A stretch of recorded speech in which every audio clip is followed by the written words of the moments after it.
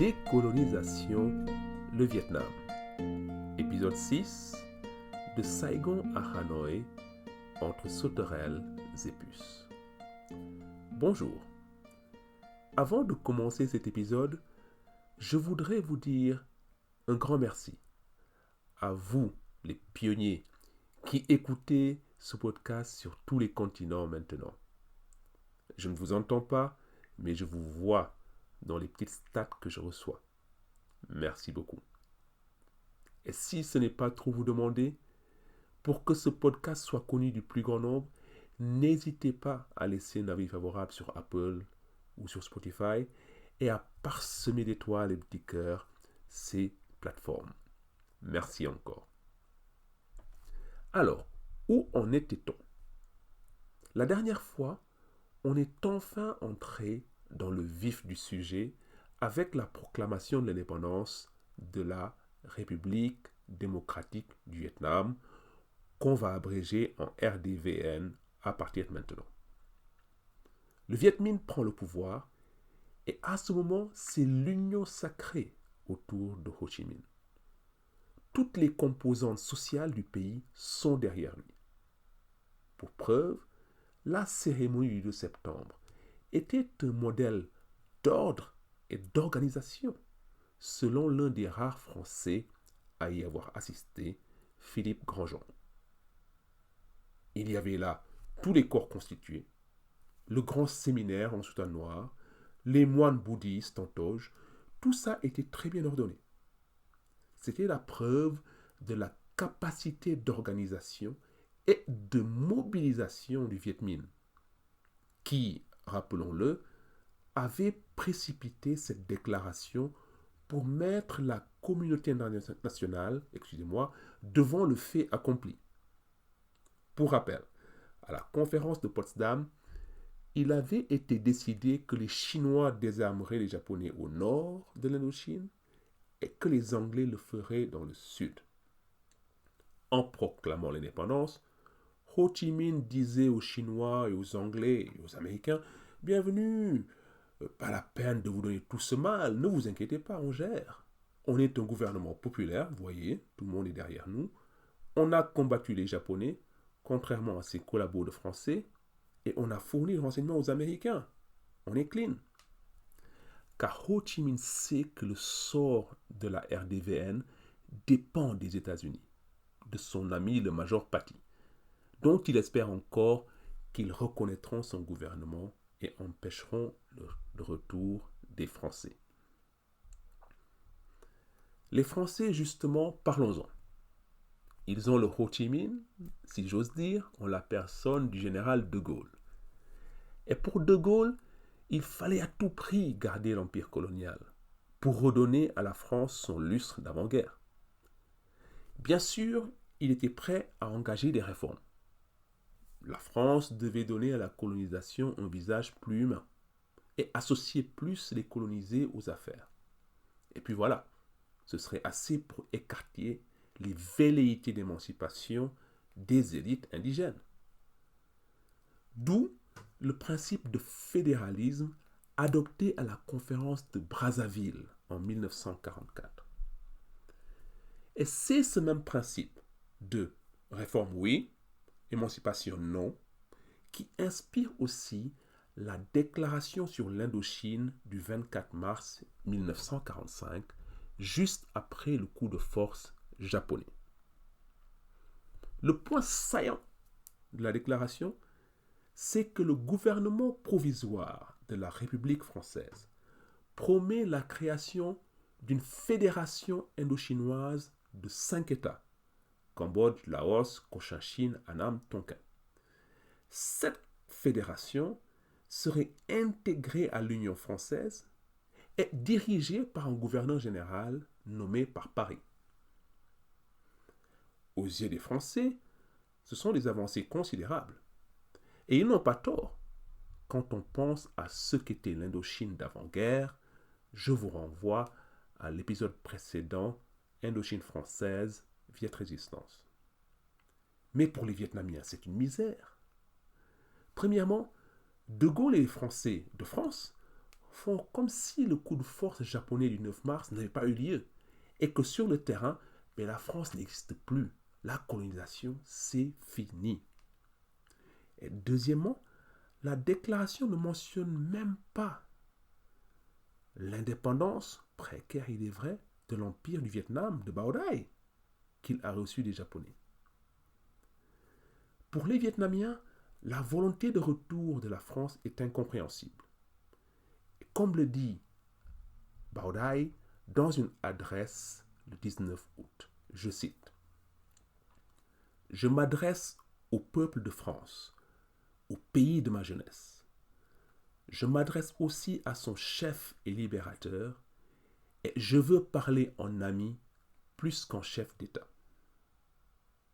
Vous avez trop souffert pendant 4 années mortelles pour ne pas comprendre que le peuple vietnamien ne peut plus supporter aucune domination ni aucune administration étrangère. Vous comprendriez encore mieux si vous pouviez voir ce qui se passe ici, si vous pouviez sentir cette volonté d'indépendance. Même si vous arriviez à rétablir une administration française, elle ne serait plus obéie. Nous pourrions si facilement nous entendre et devenir des amis si vous vouliez cesser de prétendre devenir nos maîtres. Fin de citation. Mais les Français veulent bien redevenir maîtres. Pour préparer le retour, ils décident de remplacer Bao Dai par l'ex-roi Duy Tan. Comble de l'ironie. Je dis comble de l'ironie car Duy Tan avait mené une révolte anti-française en 1916, ce qui lui avait valu d'être déposé et exilé à l'île de la Réunion. Mais là, c'est le drame. Duy Tan meurt dans un accident d'avion en décembre 1945. Pour recouvrer leur colonie, les Français savent aussi qu'il leur faut l'assentiment des Américains. Et oui, au sortir de la Deuxième Guerre mondiale, comme l'a compris Ho Chi Minh d'ailleurs, la France n'est plus qu'une puissance de second rang.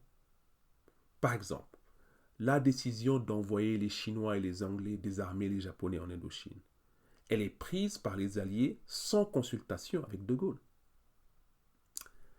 Cela dit, la France a des atouts. Premièrement, elle peut compter sur le soutien anglais de Churchill. Ensuite, le président américain Roosevelt, avec qui De Gaulle entretenait des relations exécrables, a la bonne idée de mourir en avril 1945. Son remplacement par Harry Truman est donc un rayon de soleil bienvenu pour la France. En effet, pour Truman, la priorité, c'est de contrer l'influence de l'Union soviétique en Europe. Et pour ça, il faut une France forte. Alors, si De Gaulle veut rétablir l'Indochine française, on ne va pas non plus en faire tout un fromage du côté de Washington. Et c'est pour cela que, au grand désarroi du Viet Minh, Jean Saint-Denis, retenez bien ce nom, Jean Saint-Denis, envoyé de Gaulle pour le Tonkin et la Nam, fait le voyage de Hanoï dans l'avion du major Patty, l'ami américain de Ho Chi Minh, quand il vient assister à la cérémonie d'indépendance du 2 septembre.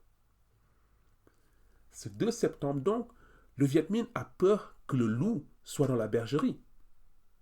Sans aller jusque-là, je dirais plutôt que le ver est dans le fruit, car Saint-Denis assiste avec impuissance à la déclaration d'indépendance dans un Hanoï en ordre, quadrillé et tenu de main ferme par le Viet Minh. L'ordre Viet Minh règne donc à Hanoï. Mais c'est une toute autre histoire dans l'autre grande ville du Vietnam, Saigon. Osons même le dire, c'est le bordel. Le 2 septembre, jour de la proclamation d'indépendance, 5 Français sont tués et des dizaines sont blessés. Leurs maisons sont envahies et saccagées dans des ratonnades anti-françaises très violentes. la communauté française de Saigon est assiégée et la situation dans la ville est explosive. Le problème, c'est qu'à Saigon, le Viet Minh n'est pas aux commandes, comme on l'a dit la dernière fois.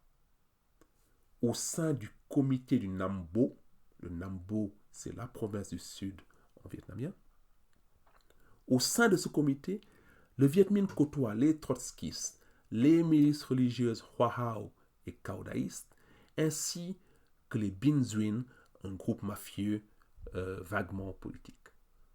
Alors, pour rebaptiser la rue Catina en rue de la Commune de Paris, ça, il y a du monde. Mais quand il s'agit de coopérer au sein du comité, il n'y a plus personne. Les communistes veulent éliminer les trotskistes et les sectes, celles-ci ne se laissent pas faire et envoient leurs milices armées dans la mêlée. Bref, c'est l'anarchie à Saigon. Et c'est dans ce désordre que débarque le général anglais Gracie, chargé de désarmer les Japonais. À la bonne heure, me direz-vous. Les Anglais vont nous calmer tout ça.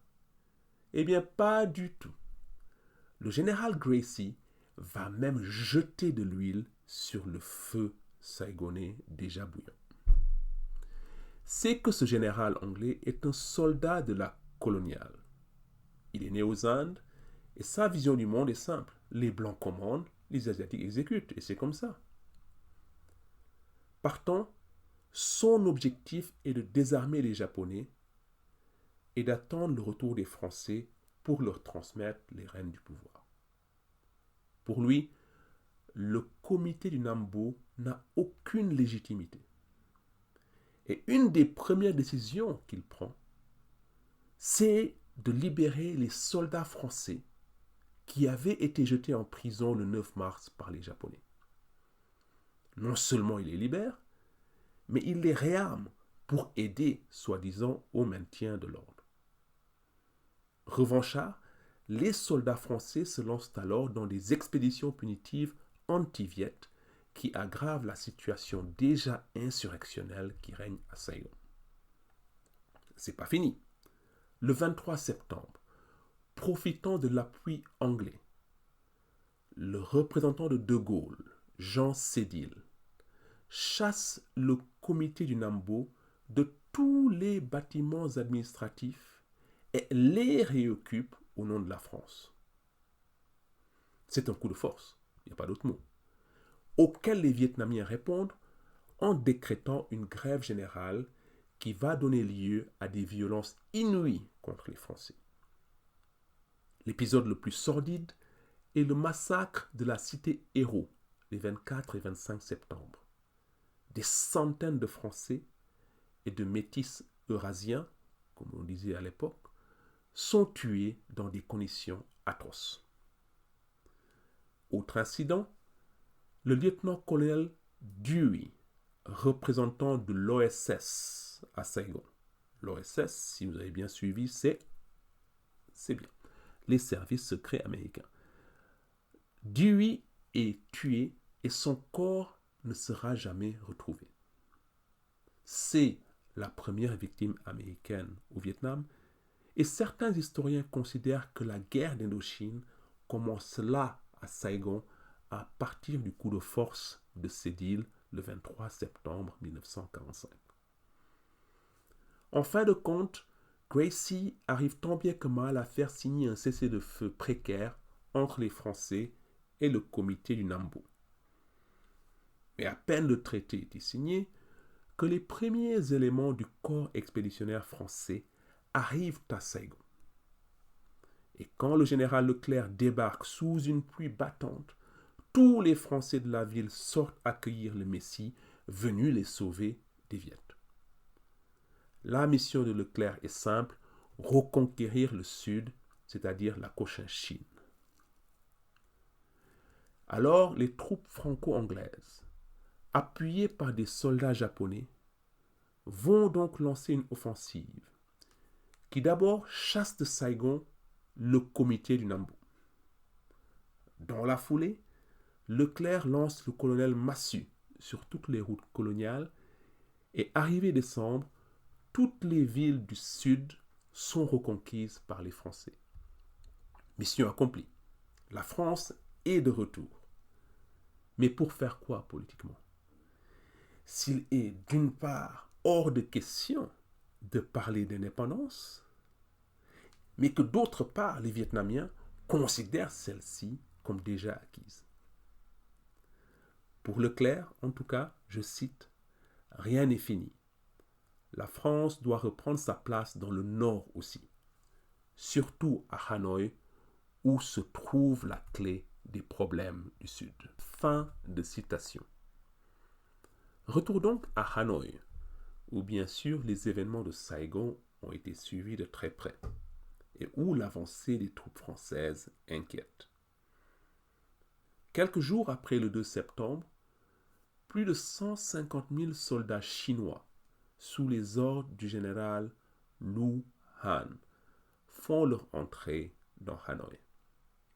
Les témoins qui ont vu arriver les ennemis héréditaires décrivent un spectacle affreux.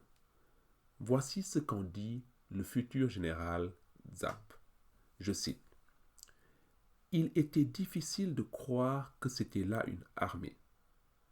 Des regards effarés, des uniformes crasseux et en lambeaux, tout un bric-à-brac sur l'épaule.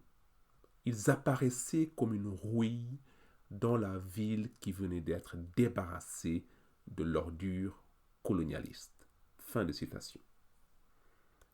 Mais il n'y avait pas que leur apparence qui inquiétait Ho Chi Minh et son gouvernement. Officiellement, les Chinois étaient là pour désarmer les Japonais et maintenir l'ordre jusqu'à ce qu'une nouvelle administration prenne le relais. Mais quelle administration? Française? Vietnamienne? Chiang Kai-shek, le leader chinois, avait fait savoir qu'il n'avait aucune intention d'occuper l'Indochine. Mais il avait aussi déclaré que son gouvernement n'était pas opposé à un retour de la France, montrant là qu'il n'hésiterait pas à influer sur les événements pour en tirer profit. Deuxième casse-tête donc pour le Viet Minh, si on considère que le premier casse-tête, c'est la reconquête du Sud par les Français. Deuxième casse-tête donc, comment gérer les Chinois et éviter qu'ils n'invitent simplement les Français au Nord. Troisième casse-tête, les Chinois ramènent dans leur bagage leurs clients vietnamiens du VNQDD et du Dong Minh Hoi, c'est-à-dire la Ligue révolutionnaire vietnamienne. Ce qui fait dire à Ho Chi Minh que ses rivaux nationalistes reviennent comme une puce sur un chien. Et là, je me suis toujours demandé pourquoi les Chinois n'ont pas tout simplement éjecté le Viet Minh pour mettre au pouvoir leurs alliés VNQDD, Dai Viet, Dong Minh Hoi. Je n'ai pas lu de réponse claire et nette sur la question. Est-ce que c'était parce que Ho Chi Minh comptait des amis dans le Kuomintang? Est-ce que c'était à cause des dissensions internes au parti de Chiang Kai-shek, qui, comme tout le monde le sait, comprenait beaucoup de seigneurs de guerre avec des intérêts très divergents? Je ne sais pas. En tout cas, dans l'immédiat, l'occupation chinoise présente un avantage pour Ho Chi Minh. Elle rend impossible un retour des Français à court terme. Eh bien oui, Leclerc ne peut pas débarquer alors qu'il y a 150 000 soldats alliés au nord de l'Indochine. Ho Chi Minh le comprend et joue donc la conciliation avec les Chinois.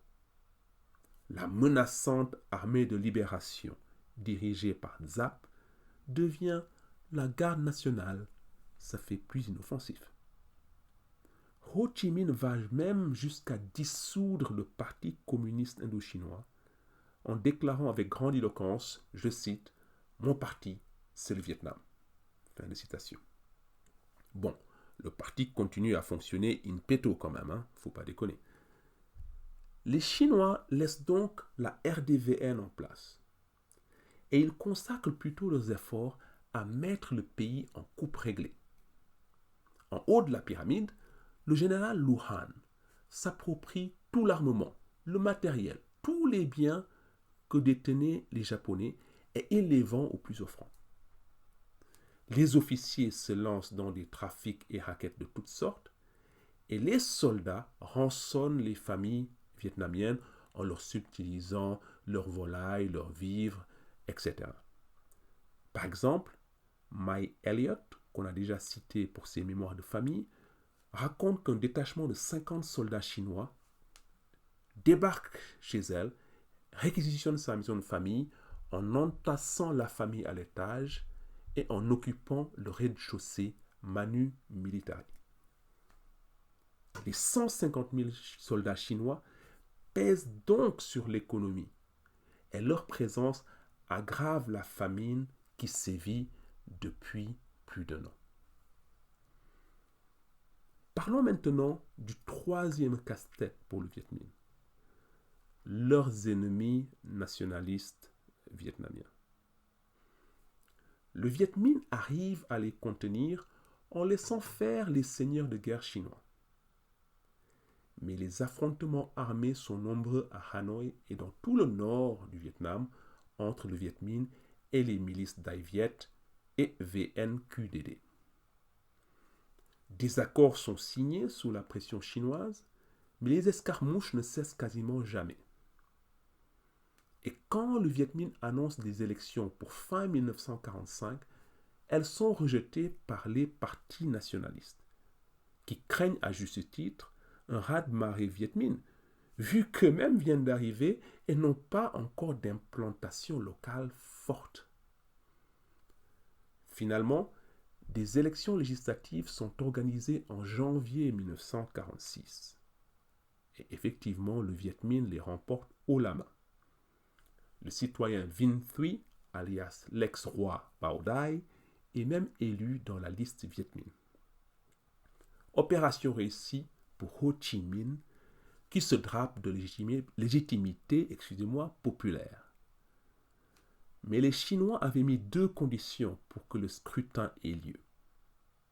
Premièrement, le Viet Minh devait faire entrer les partis nationalistes au gouvernement et leur accorder des portefeuilles ministériels.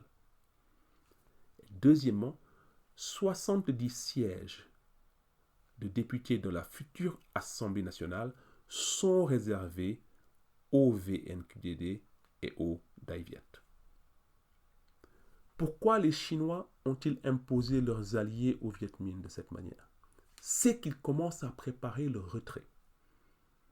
En début 1946, ils ont déjà signé un accord avec les Français. Et ils ne tiennent pas à voir se déclencher une guerre civile vietnamienne avant leur départ. En plus, leurs protégés ne gagneraient pas ce combat contre un Viet Minh plus structuré, plus habile politiquement et simplement plus populaire. Les Chinois choisissent donc de laisser le Viet Minh en place, mais imposent leurs alliés nationalistes au gouvernement et à l'Office national. Au moment donc où les sauterelles chinoises sont sur le départ, Ho Chi Minh est obligé de composer avec les puces nationalistes. Le dernier souci pour Ho Chi Minh, c'est que son gouvernement n'est reconnu par aucun autre pays. Il continue bien d'envoyer des lettres à Truman, en vain, et de son côté, Staline se méfie beaucoup de ce camarade beaucoup trop nationaliste à son goût. Même Maurice Thorez, leader du Parti communiste français, premier parti de France après la guerre, Thorez ne se mouille pas et déclare n'avoir aucune intention de liquider la position de la France en Indochine. Sans soutien extérieur, contesté par les nationalistes vietnamiens et avec les Chinois dans les pattes, Ho Chi Minh arrive à la conclusion qu'il n'a pas d'autre choix que de négocier avec les Français.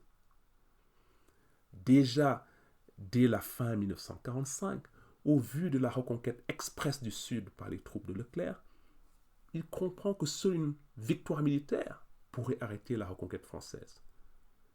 Mais l'armée de Giap n'est bien sûr pas en mesure de faire face au corps expéditionnaire français. C'est du bon sens. Alors, il entame des pourparlers avec la France. plus, Ho Chi Minh se dit que s'il la joue bien tactiquement, il peut gratter une reconnaissance officielle de son gouvernement. Et aux camarades qui objectent, Ho Chi Minh rappelle les 1000 ans d'occupation chinoise du pays et le fait que le VNQDD et le Dai Viet profitent du parapluie chinois pour contester la prééminence du Viet Minh. Bref, il faut négocier avec la France et ces négociations aboutiront aux accords du 6 mars 1946. Et avec ces accords, les forces françaises feront leur entrée à Hanoï. Nous en parlerons au prochain épisode. On s'attardera en particulier sur les arrière-pensées et les ambiguïtés des signataires, qui feront de cet accord non pas un règlement définitif, mais une simple pause dans la marche vers la guerre entre la RDVN et la France. On se retrouve donc la semaine prochaine. D'ici là, portez-vous bien et salut hein!